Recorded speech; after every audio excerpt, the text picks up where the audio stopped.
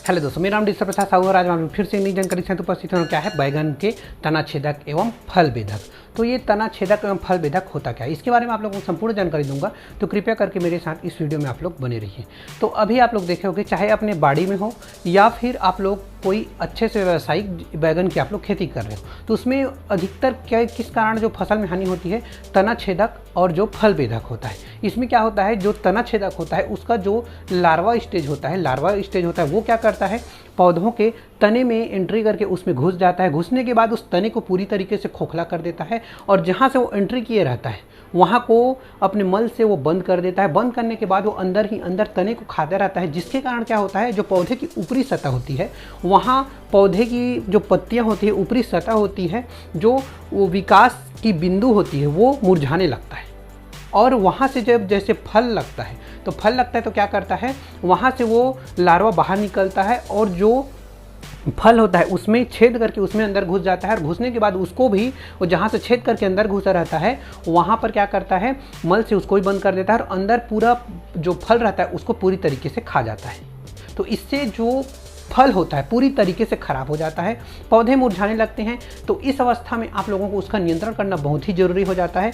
तो जो फल बेधक या फिर तना छेदक, ये दोनों एक ही प्रकार का होता है और इसका इल्ली सबसे ज़्यादा हानि पहुंचाता है। तो इसके जीवन चक्र को आप लोगों को जानना बहुत ही आवश्यक है, क्योंकि जीवन चक्र के आधार पर ही आप उसका नियंत्रण अच्छे से आप लोग कर पाएंगे। तो जीवन चक्र में सबसे पहले इसमें क्या आता है, अंडा आता है। उसके बाद क्या आता है, लार्वा आता है। लार्वा के बाद क्या आता है, प्यूपा आता है। प्यूपा के बाद वयस्क आता है। तो जो अंडा होता है वह अंडा आप लोग को दिखता है तो अंडे को आप लोग नष्ट कर दीजिए। और ये कहाँ पर देती है, जो पत्तियाँ होती है उस पर ही अपने अंडे देती है। उसके बाद वहाँ से लार्वा स्टेज निकलता है। लार्वा स्टेज जो रहता है वह 12 से 19 दिन का इसका लार्वा स्टेज होता है। वो उसमें क्या करता है, लार्वा स्टेज पूरी तरीके से पौधे को पूरी तरीके से बर्बाद कर देता है, ख़राब कर देता है। सबसे पहले तो तने को बर्बाद कर देता है। तने के अंदर में घुस करके तने के अंदर के जितने हिस्सा रहता है उसको पूरी तरीके से खा जाता है। उसके बाद वहाँ से निकल करके फल को भी ये बर्बाद कर देता है। तो आप लोग को इस अवस्था में यदि पता चले कि यदि ऊपरी हिस्सा मुरझाने लगे, पौधे के ऊपरी हिस्सा यदि मुरझाने लगता है, तो आप लोग जहाँ से तना में यदि छेद दिखाई देता है उसके 1 इंच नीचे से आप लोग वहाँ को काट करके अलग कर दीजिए और उसको नष्ट कर दीजिए। उसके बाद आता है, क्या आता है, प्यूपा स्टेज आता है। जो कीड़ा होता है उसका प्यूपा स्टेज आता है। प्यूपा स्टेज क्या करता है, जो पौधे की टहनियाँ होती है या फिर पत्ते होते हैं उस पर प्यूपा लटके हुए आप लोगों को दिखाई देता है। और उस स्थिति में आप लोगों को क्या करना चाहिए, उसको इकट्ठा करके आप लोगों को नष्ट कर देना चाहिए। उसके बाद आता है वयस्क। तो वयस्क क्या करता है, समूह में अंडे दे देती है, जिसके कारण जो क्या बोलते हैं, तना छेदक और फल बेधक रहता है उनकी वृद्धि होती है।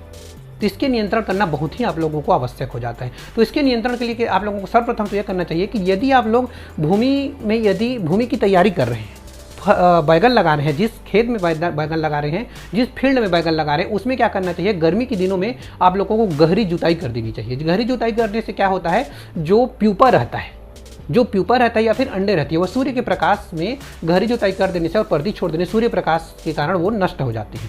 और जो यदि पिछले साल का जो बैगन का ठूंठ रहता है, पौधे का ठूंठ रहता है, उसको आप लोगों को नष्ट कर देना चाहिए।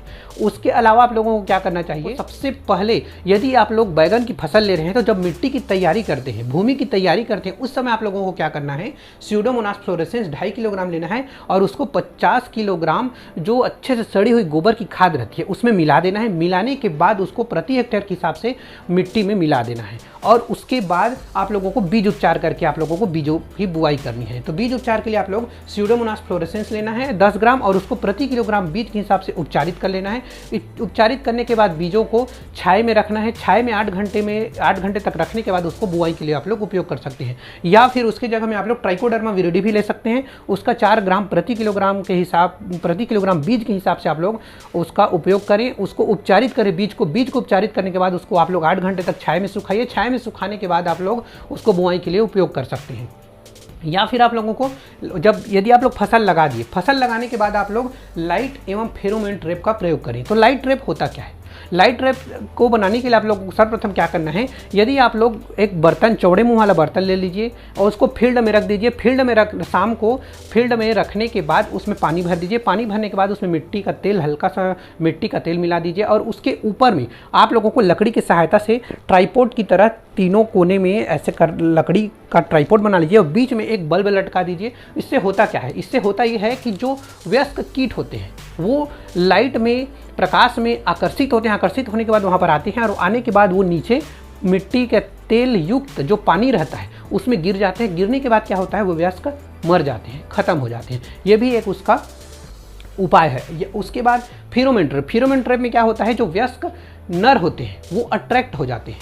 किसमें, फेरोमोन ट्रैप में अट्रैक्ट होते हैं। तो उससे क्या होता है, जो नर रहता है वो उसमें अट्रैक्ट होते हैं और उसमें ट्रैप में पकड़ा जाते हैं और उसको आप लोग पकड़ करके नष्ट कर सकते हैं। इससे क्या होता है, जो नर रहता है वो कंट्रोल हो जाते हैं, जिससे जो मादाएं रहती है वो अंडे नहीं दे पाती, उनका प्रजनन नहीं हो पाता, जिसके कारण अंडा में कमी आ जाती है और इन कीटों को भी नियंत्रित किया जा सकता है। इसके अतिरिक्त आप लोगों को साइपरमेथ्रिन 3% इसी का 500 ml लेना है और उसको प्रति हेक्टेयर के हिसाब से छिड़काव कर देना है। इसका मतलब ये है कि 500 लीटर पानी में आप लोगों को साइपरमेथ्रिन जो 3% इसी का 500 ml लेना है, उसको 500 लीटर पानी में अच्छे से घोल लेना है। घोलने के बाद उसको प्रति हेक्टेयर के हिसाब से आप लोगों को छिड़काव कर देना है। या फिर साइपरमेथ्रिन जो 25 इसी का 200 ml लेना है, उसको 500 लीटर पानी में अच्छे से घोल लेना है। घोलने के बाद उसको आप लोग प्रति हेक्टेयर के हिसाब से आप लोग छिड़काव कर सकते हैं। या फिर क्लोरोपाइरीफास 20 इसी का आप लोगों को 1 लीटर लेना है, उसको 500 लीटर पानी में अच्छे से घोल लेना है। घोलने के बाद उसको आप लोगों को प्रति हेक्टेयर के हिसाब से आप लोग उसका छिड़काव कर सकते हैं। या फिर क्विनालफास 25 इसी का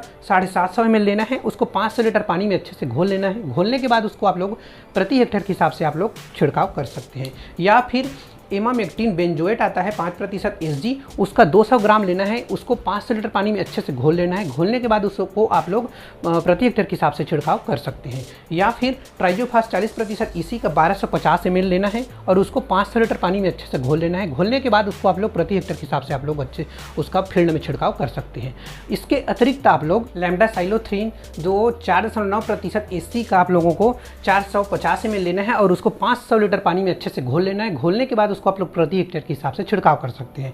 या फिर कार्बारिल आता है 50 WP का, उसका 1.5 किलोग्राम लेना है और उसको 500 लीटर पानी में अच्छे से घोल लेना है। घोलने के बाद उसको आप लोग प्रति हेक्टेयर के हिसाब से छिड़काव कर सकते हैं। या फिर डाइमेथोएट 30% इसी का 35 ml लेना है और उसको 500 लीटर पानी में अच्छे से घोल लेना है। घोलने के बाद उसको प्रति हेक्टेयर के हिसाब से आप लोग छिड़काव कर सकते हैं।